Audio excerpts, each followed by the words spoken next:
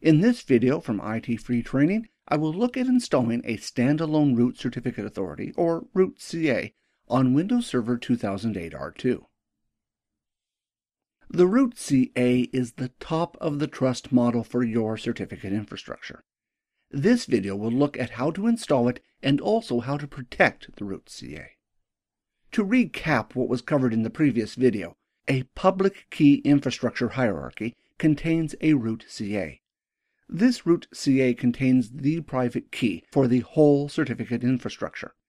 This needs to be protected, as if it were stolen, the security for the public key infrastructure hierarchy would be lost. This would be the same effect as having a master key for every door in a building. If this key were lost, every lock in every door would need to be changed to ensure security. The same with public key infrastructure. A new root CA would need to be created and every certificate on the network reissued. In order to help protect the root CA, subordinate CAs are created which issue certificates directly to the clients. Once these subordinate CAs have their certificates, the root CA is not needed. For this reason, in this demonstration, I will use a server that does not have a network adapter connected to the network. It is completely isolated from the network and thus protected. In a later video, I will install the subordinate CAs. I will use a floppy disk to transfer the certificates from the root CA to the subordinate CA rather than using the network. This is a common practice for root CAs to have certificates transferred using removable media like USB flash drives. Often a root CA will be installed on a virtual machine and the virtual machine, when no longer required, placed on a physical media and locked in a safe place to keep it secure. In this case, since the root CA is on a server with no network card, the only way the key could be stolen is if someone was able to physically get to the server. Without further ado, I will change to my Windows Server 2008 R2 server to look at how to set up a root CA. First of all, I will open the control panel and then open Network and Internet. From here, I will select Network and Sharing Center. In Network and Sharing, notice that there are no networks connected to this server. If I select the option on the left-hand side, Change Adapter Settings, notice that there are no physical network adapters installed on this server. This server is completely standalone. It does not have any network access and is not a member of the domain. Its only purpose is to generate certificates for subordinate CAs and protect the private key for the public key infrastructure. I will now exit out of here and open Windows Explorer. In the Windows directory, I have placed a file called capolicy.inf. This file is not created by default, but is required by Active Directory Certificate Services in order to configure it unless you are happy with the defaults. When I open the file, notice that there are a lot of different options in the file. For a full list of options, see the references part of this video. There is also a link to download a copy of this file. The first part of the file is the version part. This must be in the file and is the only part required for the file to be valid. It is just a simple matter to copy and paste these two lines and place them at the top of the file. The next section is Policy Statement Extension. This contains one line called Policies. This line indicates the policies that apply to this CA, separated by commas. In this case, there is only one policy called Internal Policy. Policies do not affect the operation of the CA or the clients that use the certificates.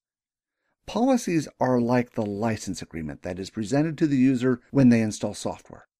The policy defines the legal requirements the user needs to follow when using certificates issued from the CA. It is up to the person using the certificate to read the policy and make sure that they are following the policy. The first line is OID, or Object Identifier. This uniquely identifies the policy. If you were using certificates with different organizations, but they were using the same application, you may want to define an OID so this policy can be identified as the certificate policy for that application. In this case, this OID is an OID that Microsoft registered. If you want to register your own OID, see the reference part of this video on the steps required to do this. The next line down is the text for the policy. This will be copied and pasted into the certificate. After I install the CA, I will show you how to read the policy inside a certificate that it has issued. The line under this is the URL that the user can open to read policy information for this certificate. The last section is Options of the CA. This part determines the settings that will be used when certificates are created. The first option, Renewal Key Length, determines the key size that is used when a certificate needs to be renewed. In this case, this key is used when a subordinate CA needs to renew its certificate. You can choose a different value than the value used to create the certificate. For example, you could use a lower value or higher value. The important point to remember is the values you choose need to be compatible with the applications and software that will use the certificates. For example, you could not choose a 4096-bit key for the root certificate and later find out that the devices on your network only support 2048-bit encryption and attempt to use a 2048-bit key to renew the certificate. This will not work, as the renewal key is only used to obtain the new certificate, which will still have a digital signature based on the 4096-bit root certificate. The next setting, Renewal Validity Period, is combined with the next setting. In this case, it is set to years. It could, however, be set to months, weeks, days, or even hours. The setting used here affects the next setting, Renewal Validity Period Units. In this case, this setting is set to 20. When combined with the last setting, this means the renewal period has been set to 20 years. We will see in a moment when Active Directory Certificate Services is installed, it will request how long the certificate is valid. This will be used in the initial creation of the root CA certificate. The value shown here is only when renewing the root CA certificate. The next setting is Alternate Signature Algorithm. This uses a newer algorithm to create the digital signature used in the certificates. If this is enabled, this essentially means this certificate requires Windows Vista or Windows Server 2008 operating systems or above. Older operating systems do not support this option. If you have Windows XP or Windows Server 2003 clients, this includes servers used as certificate authorities. Make sure this setting is not enabled, or certificates from this certificate hierarchy will not work with those clients. The next option is CRL Delta Period, which is set for days. It does not matter in this case what the value is set to, as the next value, CRL Delta Period Units, is set to 0. CRL stands for Certificate Revocation List. Delta in this case refers to differences. So this setting is essentially saying how often to send differences in the certificate revocation list. The revocation list is certificates that have been revoked or canceled. In this case, the value has been set to 0, which means never send any changes to the certificate revocation list. Why would you set this value to 0? In this case, this is a root certificate server, which is never connected to the network. For this reason, it is impractical to have it send changes to the revocation list, since it will never be able to connect to other CAs using the network. In this case of offline root CAs, you always want to set this value to 0. That's the end of the config file for this server. It's important before you install your root CA that you have a look at the options that are available. Once you start issuing certificates, if you decide to change the option around later, this may have an effect on your certificate hierarchy, and in the worst case, you may need to reissue certificates. When you reissue a certificate, this can have an effect on all certificate issues below it in the hierarchy. In the case of the root CA, reissuing its certificate will have an effect on all certificates issued in the hierarchy. The next step is to install Active Directory Certificates Services role. To do this, I will exit out of here and open Server Manager. From Server Manager, I next need to select the option Add Roles. If I skip past the Welcome screen, on the next screen I need to tick the role Active Directory Certificate Services. On the next screen is some welcome information about the role. Once I move past this screen, the wizard will ask which components of Active Directory Certificate Services that I want to install. In later videos, I will go through the other components and how they work. For this video, I only want to look at the first component, Certificate Authority. This is the core component, and this is required in order to use certificate services in Windows. On the next screen, you can decide if the CA will be an enterprise or standalone CA. In this case, I will be installing a standalone CA. The option above this, Enterprise, is grayed out. This is because this option requires the server to be a member in the domain. In a later video, I will look at how to install a CA using the Enterprise option. This option also gives access to some additional options that are not available to a standalone CA. On the next screen, I need to decide if I want to add an additional subordinate CA or install the root CA. In this case, I will leave it on the default option of root CA and move on. The next screen asks if a new private key is to be created or if an existing private key is to be used. In this case, this is a new root CA, and thus a new private key needs to be created. If I were to recover the CA and had a copy of the old private key, I could use the second option to recover the root CA on a different server. On the next screen, you can choose what type of encryption you want to use for the private key. This first option, Select a Cryptographic Service Provider, allows you to select the algorithm that is used to create the certificate. The default choice is Microsoft Software Key Storage Provider.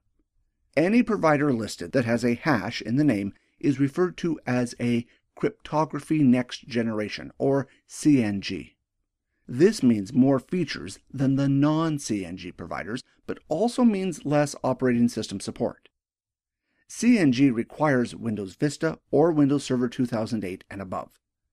This includes other CAs, for example, a subordinate CA.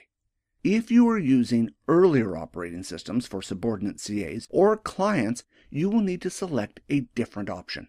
In this case, the default will work well for this network. The next option is the length of key. A larger key length will give you better security, but will increase the time taken to generate and check signatures on certificates. Also remember that if you are planning to use the certificates with hardware like VPN devices, these devices may have limits on how long the key length can be. 2048 has good software and hardware support, so I will leave it on this option and move on. The next option determines the hash algorithm that is used to sign certificates. The default is SHA-1. This, once again, comes down to what your client's certificates support. The option you choose here will determine which clients can use these certificates. The last tick box, Allow Administrator Interaction when the private key is accessed by the CA, is an option you can select to improve the security of the private key. When you tick this option, any certificate interaction performed by the server will require an administrator password to be entered in order for the operation to be performed. For example, if the CA were to issue a certificate, the administrator would be required to enter in a password before the certificate could be issued. This increases the security of the CA. On a root CA, this is not a bad option to have on, as the root CA will not be issuing too many certificates. On a CA that issues a lot of certificates to clients, you would not select this option, as it would require an administrator to ensure the password every time a certificate is issued. This would quickly become a lot of work on a busy CA. It is important to ensure that you are happy with the CSP, key size, and hash algorithm, as once you start issuing certificates, you cannot change your mind. In order to use different settings, you would need to create a new certificate hierarchy.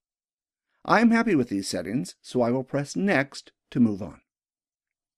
On the next screen, you need to enter in a common name.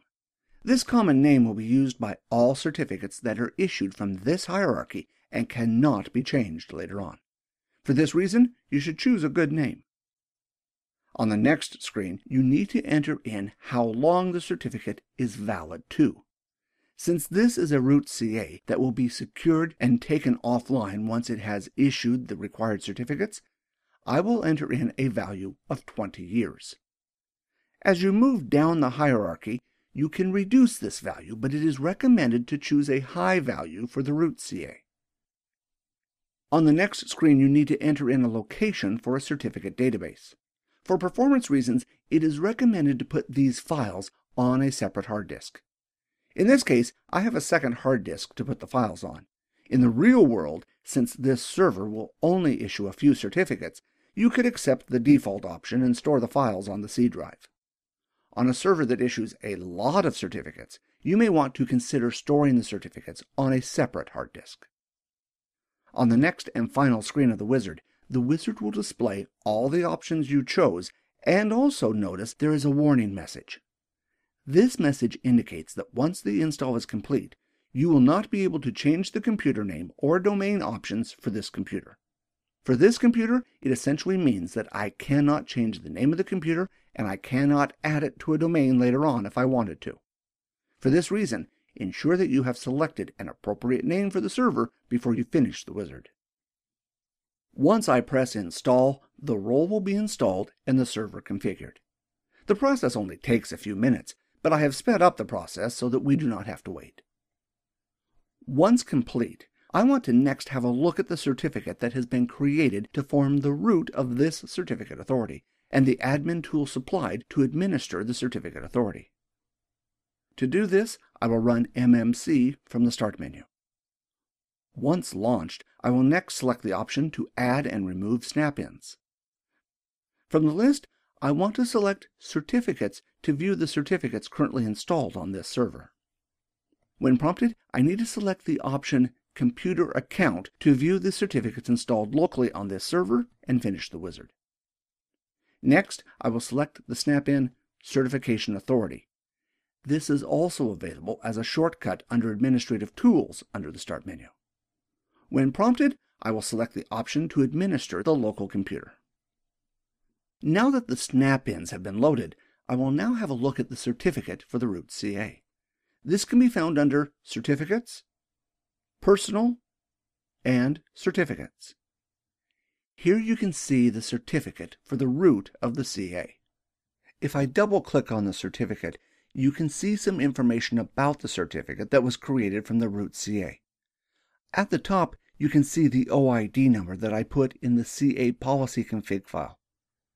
At the bottom of the certificate, you can see who the certificate was issued to and also who the certificate was issued by. As you can see, these are both the same. This is what is referred to as a self-signed certificate. Normally, self-signed certificates are considered poor security and only used in testing environments. In this case, the root CA forms what is called the trust anchor of the certificate hierarchy, and it needs to be self-signed. There is no other way to do this. At the bottom, you can see that this certificate contains the private key. Any certificate that contains the private key, you need to protect. In the case of the root CA, if someone were to obtain this private key, the only way to get security back would be to regenerate the root CA certificate and reissue every certificate in the certificate hierarchy. The same applies to subordinate CAs. If the private key on a subordinate CA were to be compromised, that subordinate CA would need to have its certificate reissued, and any certificate that the subordinate CA has issued would also need to be reissued. If I press the button at the bottom, Issuer Statement, this will bring up the legal policy for this certificate. Notice the text information is in here that I entered in the CA policy file. If I were to press the button at the bottom, More Info, this will open a web browser to the location that I entered in the CA policy file. In this case, the server will not be able to access this page as it does not have a network connection. The web link can contain the policy for the certificate or other information regarding the certificate hierarchy. The advantage of having a web link is that the administrator can change the information, whereas the details entered in the certificate are not able to be changed after the certificate has been issued. The next step I want to do is export the certificate. There is a backup and restore option available in the Certificate Authority admin tool if you want to back up the certificate authority, but in this case, I only want to export the certificate. To do this, I will close this window and go back to the certificate.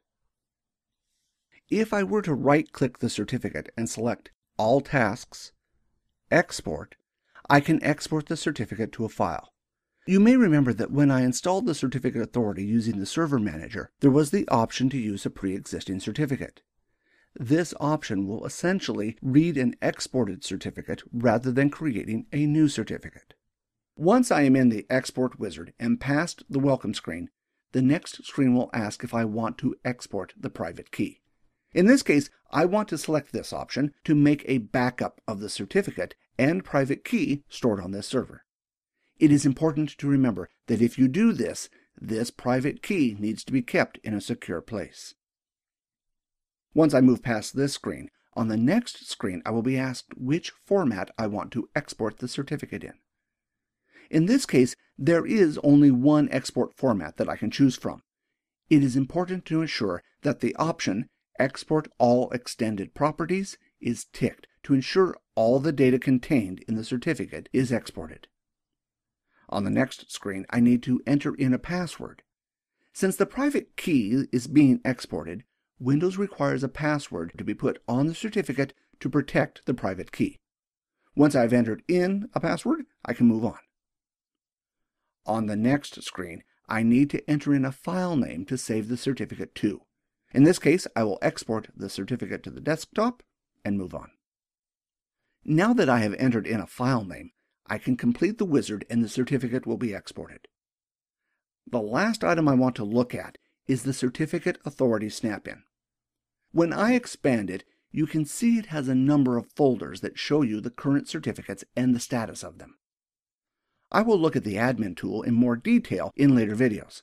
As there have been no certificates issued on this server as yet, there's not much to look at. Before I start using the root CA to issue certificates, some more configuration needs to be done. This CA will only be used to issue certificates to subordinate CAs. Before I do this, I need to configure a few options. Most importantly, I want to configure the certificates to expire after 10 years, half the time period of the root CA certificate of 20 years. To do this, I will open a command prompt from the Start menu. The options that I need to change are changed with the certutil command. The first command that I will run will set the fully qualified domain name that the CA belongs to. On an enterprise CA, this is set automatically since it is a member of the domain.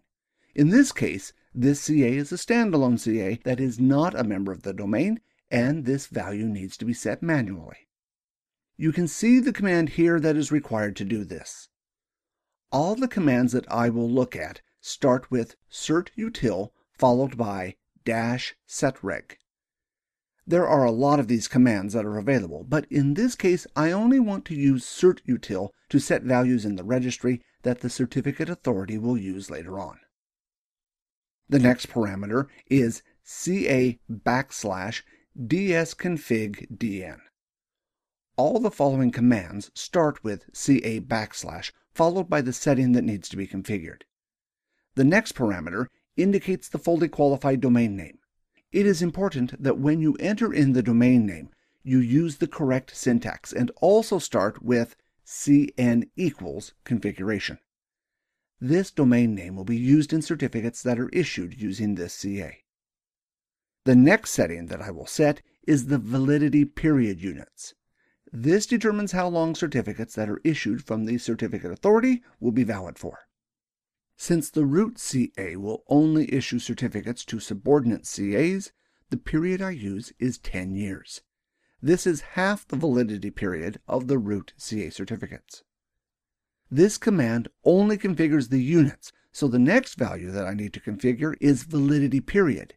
This will be configured to years meaning the validity period has been successfully configured for 10 years.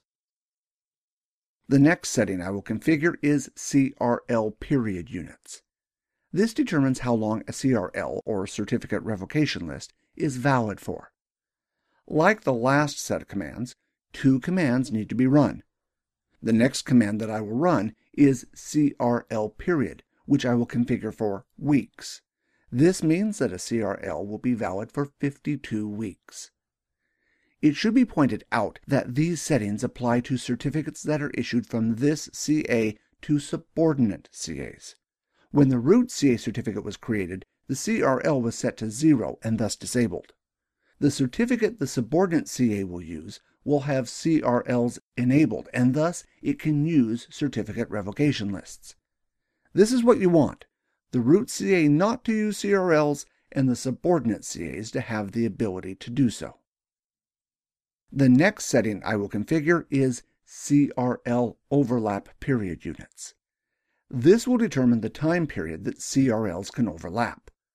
When CRLs are updated, only the changes are sent. If you have a lot of changes happen at once, for example, a lot of employees are laid off, there can be a lot of changes between the original CRL and the number of changes that are sent through after the original CRL was created. If you have a lot of changes, it is best to use a low value. In this case, I will configure the value to 12, and then set the next value of CRL overlap period to hours. This means that every 12 hours, a new CRL base will be created. Every 12 hours, these changes will be discarded, and a new updated base CRL containing all changes will be created. There are 2 more commands that I need to run on the root CA in order to configure the root CA. These commands are quite long, so I have created a script with these commands in it and also the other commands that I just ran. This script is available for download, and I have added a link in the description of this video with the location of the download. The download also contains the capolicy.inf file and scripts used in other certificates videos for configuration. Once I run the command, I will skip past all the commands that I have already run until I get to the last 2 commands that I have not yet run. If I scroll up, you will notice that command that was run and how long it is. The first command configures the location of the certificate distribution point. This point is used to obtain certificates. For example, if a client needed to obtain the root CA certificate in order to test if a certificate was valid, it could obtain this certificate from this point. The command, even though it is quite long, is effectively copied and pasted from a Microsoft website. As shown, where it is broken down, it is setting 3 different options. Once I scroll down, you can see the options a lot better. The first option states, look in the default cert enroll directory located under the Windows directory for certificates. The second option states the default location in Active Directory to look for the certificates. The third option states a website to look for the certificates. In this case, I have changed the location to point to my web server. This is the only change you are most likely to make in this command unless you need to perform some unusual customization. The next command does the same as the first command, except it configures where the CRL, or Certificate Revocation List, can be found. This may seem a little strange configuring options like these on the root CA, since we configured the root CA to not use a certificate revocation list. The point to remember is that these options will be used when certificates are issued by the root CA. Any certificates issued by the root CA will have these options embedded in the certificate. The root CA's certificate has already been issued from the options that were configured at the start of the video. The first option configures the default location in the Windows directory for CRLs. The second option sets the default option in Active Directory. The third option, once again, you will most likely change to point to a web server on your network. That's it for the configuration. The changes will not take effect until the certificate service has been restarted, so I will open Certification Authority from the Start menu and restart the service. This has been quite a long video, but that's it. A root CA is now installed and ready to start issuing certificates to subordinate CAs. Just the start of your certificate hierarchy. In later videos, I will look at how to install and configure subordinate CAs. If you found this video useful, please consider subscribing to us to get the latest videos on certificates and other IT-related topics. Thanks for watching, and hope to see you in the next video.